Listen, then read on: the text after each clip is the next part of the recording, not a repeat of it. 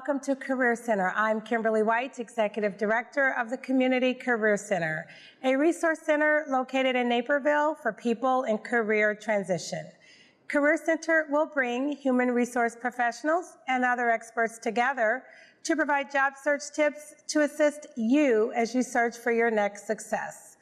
Later on Career Center, Joy Maguire Dooley will join me at the table to discuss how to handle the stress of a job search during the holidays. But first, I'm happy to have local stylist and image consultant Mary Vanderby on the show to discuss creating a professional image while job searching. Mary Alice, welcome. Thank you. It's lovely to be here. I'm so glad. I know you recently did a workshop at the Career Center, which was well received. A lot of people really enjoyed it and got a lot of great takeaways. So I want you to share a little bit about that. But first, tell the audience a little bit about who you are. Well, my background is in communication, and as you know very well, that with that kind of a degree, it gives you a skill set which can apply to a wide variety of jobs. And probably overall I can say I've included three. I've been a flight attendant for American Airlines, a trainer and presenter, and a spokesperson. What I consider probably my most influential or important job was working for American Airlines. I, to this day, still use training that I received there. Everything about presenting yourself professionally, professional image, I learned there, and it's carried me throughout all the jobs that I've had. Very good. So let's get right to it. I know that you talk a lot about creating a professional image. And you say it's not just about the clothes. So I want to delve a little bit into that. But let's talk about how do you go about creating that image? I usually begin with a particular style that I call classic. And it is, to me, timeless. It never goes out of style. And it's a refined, elegant sort of a style. I stick with the basics. Which would include a suit, either blazer and pants or blazer and skirt, an appropriate top, which could be a long-sleeved French blue or white blouse, and then a second would be a jersey type blouse. All details down to the shoes. So that would be probably where I would begin. Right, and so that's very kind of a simple elegance in terms of getting prepared for a job interview. Absolutely, that's you don't have to go spend a lot of money on a cream color shirt and a blue shirt and a black shirt. Just some simple pieces. Very few pieces that do not make it too stressful. Yes. And does this apply for both men and women? Dark colored suits, right? Always recommend, the experts always recommend black or gray. Those are the two colors that are probably your best bet for the investment that you make. And there's a wide variety of price ranges for those items as well. So when you are preparing for an interview, there's some people that say you should still wear a suit. Some people say you could wear like a jacket and a blazer, or a jacket and a pair of slacks. They could be mixed separates. You don't have to have a suit, correct? Absolutely. Okay. And do you have to wear a jacket? In my opinion, absolutely. Okay.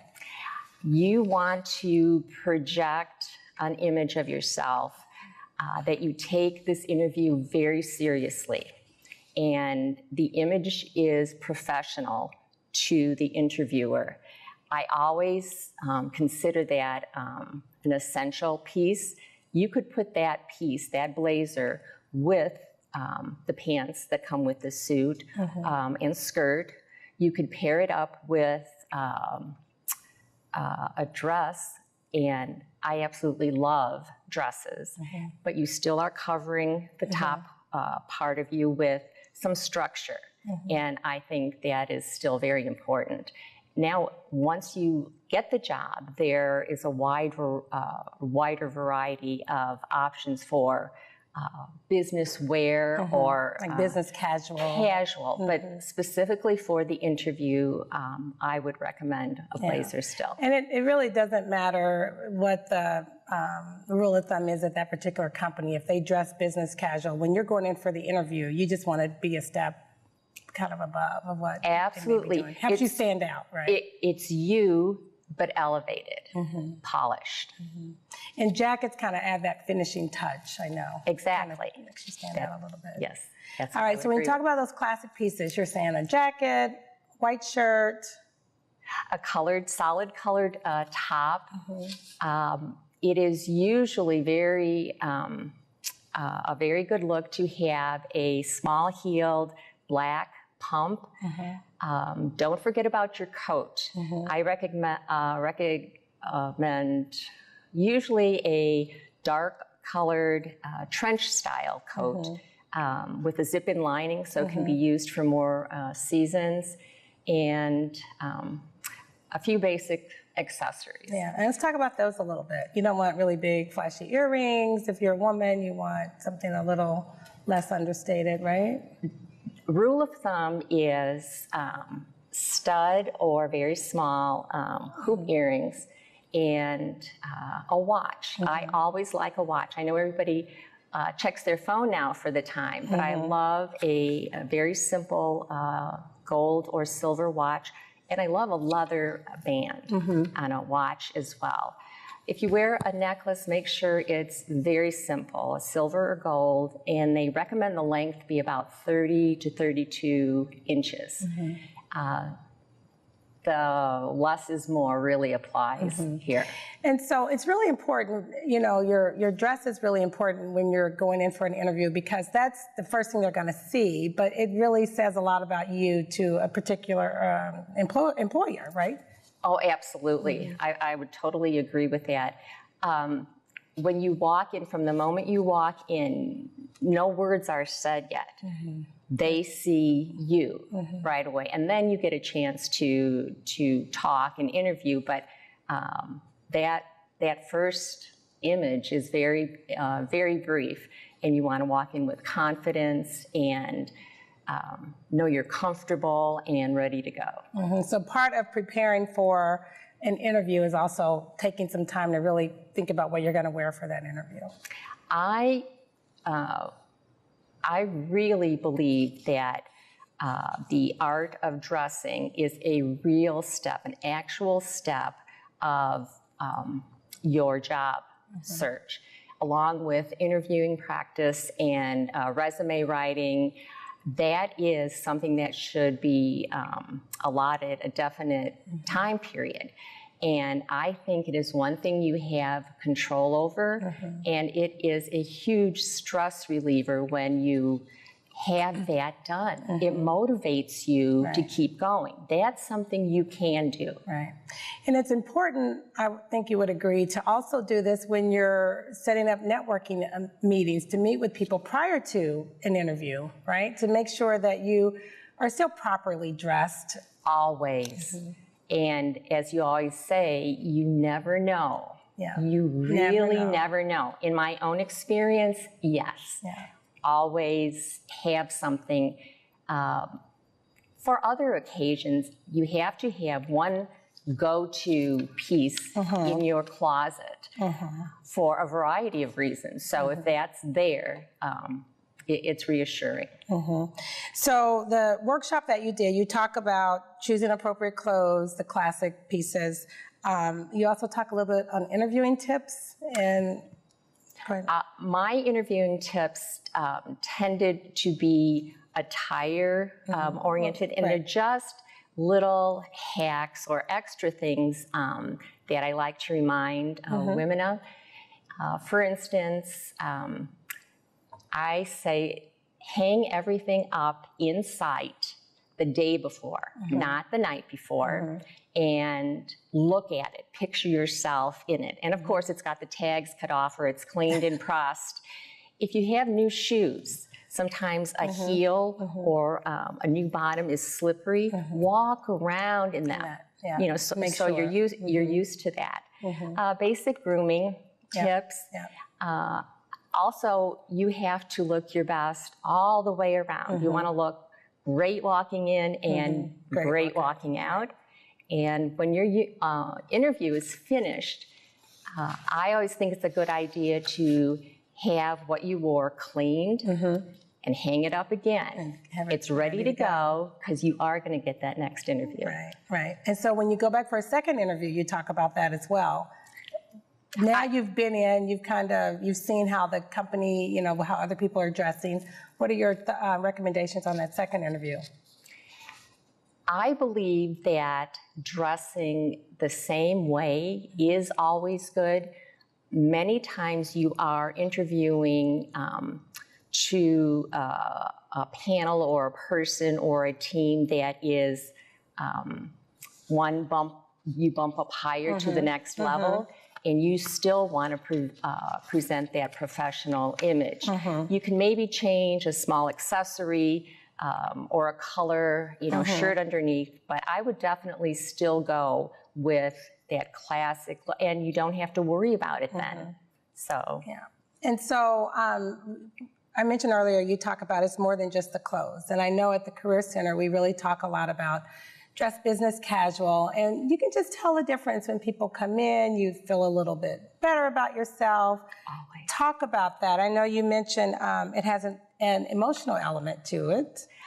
I totally believe in that, and every time I would talk in a workshop, I always allow enough time to devote to that. It is emotional, and what I have seen is heightened self-image. It's empowering. It's an overused word, but it is empowering, and your confidence is bumped up. I've noticed a little kick in your step, and I think it keeps you motivated to keep going on the job search. It's you, but polished, and you're comfortable. That part of the interview, that part of the job search is done. You have one less stressor. So that's a lot of emotion just with clothes. No. I can't believe we're already out of time. Oh my goodness. I know, there was a lot more to talk about. So Mary Alice, thank you so much for being part of the show. Thank you for having me. And teaching our clients on the best ways to interview for a job search. So thank you. Now don't go away, because when we come back, Joy Maguire Dooley will be joining me at the table to discuss how to handle the stress of a job search during the holidays. We'll be right back after these important public service announcements. So, I'm kind of new here, but I've noticed a trend. My human does this funny thing where she goes around and gets all my toys, and then she hides them in that basket by the door.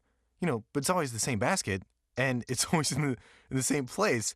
And then she acts so surprised when I find them, but, you know, she's putting them in the same basket again. It's like, hello, that's where you put it last time. You were the worst at hide and go seek. Good things happen at the Forest Preserve District of DuPage County.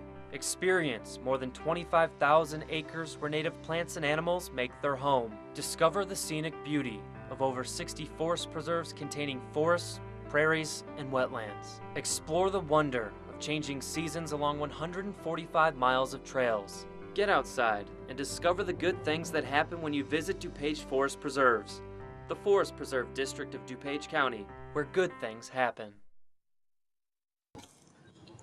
Welcome back to Career Center. I'm Kimberly White, and I am so happy to have joining me at the table, Joy Maguire Dooley. I feel like I'm at the View. We're sitting here at the table. Yes. So Joy, I know about you, but please share. Don't tell them. I won't tell them. Yeah, share with our viewing audience a little bit about you and what you do. Okay, what I do? I happen to be one of the ones who helped start the Community Career Center 20-some years ago. Most proud of that. I worked for Lisle Township for 23 years. Have been retired for almost 1 year. Oh my gosh, 1 year. Can you believe it? Yeah. Yes. Part-time, I'm still therapist, passionate about helping and serving people. I'm a mom, I'm a grandma, and I'm fun to be around. There you go. Well, so first I should say happy anniversary, because 20 years ago this year, the Community Career Center started. And I know you were very instrumental in bringing the center to the area. What was that process like? What were the conversations like that took place 20 years ago around job search that brought the center to fruition? That's a great question. So much has changed, and yet so much hasn't changed. The mission from day one was a group of people getting together saying, how can we help people in the job search? What can we do? We help them to a certain point, and then there's nowhere to go to feel like they're at an office where they can get help and feel camaraderie. So there were a group, 20 some of us, I think. Isn't that awful? Wow, there were 20 or so. I think there were. Come and go, and we sit around. We finally got upstairs of a bank and a little very small area that it's kind of like, put it out and they'll come. It overflowed, and the rest is history. Wonderful people like you just kept it going, but the main thing was to empower the job seeker and make them feel that there's hope. And that steady stream, regardless of anything else, has been there and still 20 there years today. later, it's still part of our mission. It's crazy to think. And to walk into the Community Career Center, you feel it. Yeah. Yes. Well, so back when it was at the bank, I remember, I've been with the organization now for 12 years, and I remember the overflow we had with Job Club, which you, by the way, was, again, instrumental in starting Job Clubs. Yes. But I remember standing room only, 100 plus people coming out for Job Club. And of course, the trends and how things have changed over the times in terms of what job search was like 20 years ago and today. So. Well, interesting. I mean, just think about 20 years ago, everything was fax machines, and the technology piece is just going. But the people piece, which is that I'm involved in, as you know, we were called down to the White House because of the work that we were doing with the job clubs. Really? Well, all of us. And now it's throughout the nation, but it wasn't then. So this little career center, community career center, just kind of shuffled along and then grew and grew and grew, and now it's much more sophisticated with you, and it works. And I hope people feel the hope. Well, I know you're still involved with the center, and you've seen the changes. The changes in resources, the trends over the years. You're still, you'll volunteer as we need you. We'll call on you to meet with folks. What's your thought? Did you think 20 years ago it would still be here? You know what, we were just at a point, let's do this for a year. Let's just see. Let's wonder, 1 foot ahead, and I mean 1 foot ahead of the other. Quite often, somebody would say, well, I think we need a couple $100 for the, we'd all just, it was just a shoestring. And luckily, through fundraising and wonderful community efforts, we're able to continue. Yes, and to get But no, I never thought about 20 years. Well, thankfully it's still here. Yes. Let's talk about job search, unemployment, stress, especially during the holidays. I mean, you're going to experience it no matter when it happens or how it happens. But around the holidays, let's talk a little bit about that. How does one get through that? How do you avoid the stress first, and then? Interesting. Well, my humble opinion is that December and those, January, November, December are probably the second best times to get jobs. I know people say, oh, everybody's not thinking about hiring, but wrong. I mean, our numbers show that it's one, so don't let up, Because everybody's ready now. Yes, people are this exact, maybe that's why, because we're encouraging people to do it, and those who do, well, it's a perfect time for sending cards, whether it be Hanukkah, Christmas, yes, the cards, and it doesn't look contrived. And if you could just, everybody on your email list, but I would recommend sending personal Handwritten cards. Yes. Anyway, and don't give up. A lot of times people will see, oh, I got some money left in my budget. I can bring somebody on maybe part-time and improve yourself. Be creative. Do something, network. Right.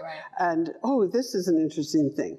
I have put out this, and I will do that to the audience today, this challenge, that if you can go to your holiday gathering and ask people and your family or friends, what do I do for a living? What is my job? What job am I looking for? If two people can tell you, now these are your very close personal family friends, exactly what you're looking for, I will buy you lunch. They can get a hold of you and I'll... No, so you're trying to say that people don't know. People, that's interesting. Yes, and you know, the interesting piece is you think everybody in your family knows. They kind of know. Yeah. But where are your targets? Like 5 targets. Does anybody in that family in your family know where you want to work? And if not, you are not doing your job of making sure people know that, and then following up. Right. And, you know, at Christmas time, you see people you haven't seen in a long time, and some you're happy about, some you're not so happy about. But all those people know people. So say you have 10 people at your table. Exponentially, you know, you now have 100 more people than you had. So that's so important. You know, to your point, I mean, that's so true. I think it's hard for people to, you know, there's still that shame sometimes, right, of even sharing that, or just you know, I don't want everybody to know. So they only tell a select few. So to your point, a lot of people in your inner circle don't really know. Okay, I want to address that. Yes. Okay, if you feel shame, you're allowed to feel whatever it is you feel. No, nothing's right or wrong. It's a feeling. But we're here to help you get through that, because there is no shame from anyone except from you coming from you within. Okay, so whatever you're feeling, try to put that on hold, because cognitively and emotionally it's like this. So put that on hold and be creative, and people want to help. People want to help you, and they don't know how to help you. So if you have something to say, like, you know, I know that you know somebody in McDonald's. Did you know that's one of my target companies? I'm not asking you to, you know, call anybody else if they have a job, but do you have a name of somebody that, would you mind I used your name? That's how it is. People, you know, if you walk up to them and say, do you know where there's a job? Even that's me, different. I mean, I know there's a zillion jobs, but I don't know where you want it. So you have to help, help people help you. But also the piece about anxiety over Christmas, everybody, whether you have work or not work. When you think about the top 10 stressors overall in life, 3 of them are work related. I think number 3 itself is job loss. But I think 5 or 6 is work. I mean, people get stressed just about work, and then whether they're going to lose a job, not lose, you know, and then retirement. So why don't we capitalize on that stress? We need eustress, the good stress, have it motivate us as opposed to get us immobilized. And I have a few thoughts. Yeah, go ahead. I was just going to ask you. I'm sure you were. If not, I'm going to say that. No. Expectations loom like, you know, over your head. Everybody thinks everybody else is having this blissful holiday season. And hopefully they are, but I don't know them. Do you know them? No. Okay, can you remember what you got for Christmas last year?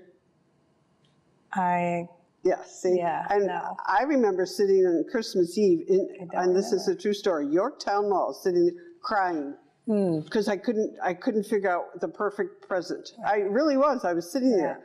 I'm glad I'm saying this so I can hear it, so I'll do this. And the nice lady came over. She said, "Are you all right?" And I said, "No, I can't figure," you know. And that's the stress. You're trying to be perfect. So I recommend simplify. Maybe not even get out Christmas decorations, but, you know, those boxes that are in the back of the, you know, way back. Way back. Yes, start and have one night that you string popcorn or cranberries, or have kids or grandkids make decorations, or have each family member pick a room they're going to decorate. And if you don't want outside lights, it's really, really, really cool when you have all kinds of candles, stubs or whatever, all around, and take time for what's important, and don't get hung up on literally the stuff. Yeah. And if you need help, just like the Community Career Center obviously is there. There are, food pantries, there's the People's Resource Center, there are townships, there are places you can go where you can, they can put you in touch with Santa Claus, they can get you food, those kinds of things. So reach out. And then when you get your job, like Tim McGraw says, look back around. After the holiday's over, maybe you do a food drive for the food pantry that you do, or you go through your classes and you donate, or so try to focus. So it's important to not think put it all on hold because people are still hiring, but make some time to not focus on the commercialization of the holiday, but the little things that, really make you feel like part of a family. Play, have fun. You don't have to spend a lot of money doing those types of things. But still focus on the job search a little bit, but allow yourself some time to. And definitely take time off. If you had paid employment, you'd be having time off. So take some time off. And otherwise, it's 24/7 that you're thinking about the job, and it gets to you. So say, okay, I'm going to 5 days a week. It could be Saturday through Friday. It could, whatever days. But take time off and do things. Do fun things. Do fun things. Well, I can tell you about a fun thing we're doing on the 14th of this month. We're going to be, which we do every year in December, is we do a little comedy show. So Connor Canine, one of our board members like yourself, he's going to be coming and doing some fun things for us. So we're excited about that. So please come out and join us. Joy, we're out of town. I can't believe it. We're already out of time. So thanks for spreading a little holiday cheer to our job seekers. I appreciate it. I also want to thank Mary Vanderby for joining me on this month's edition of Career Center. And to our television audience, if you're unemployed, underemployed, or seeking a career change, visit the Community Career Center at 1815 West Hill Road, Suite 900 in Naperville, or search us on the web at www.communitycareercenter.org to learn more about the resources available to you as you search for your next success. Thanks so much for watching.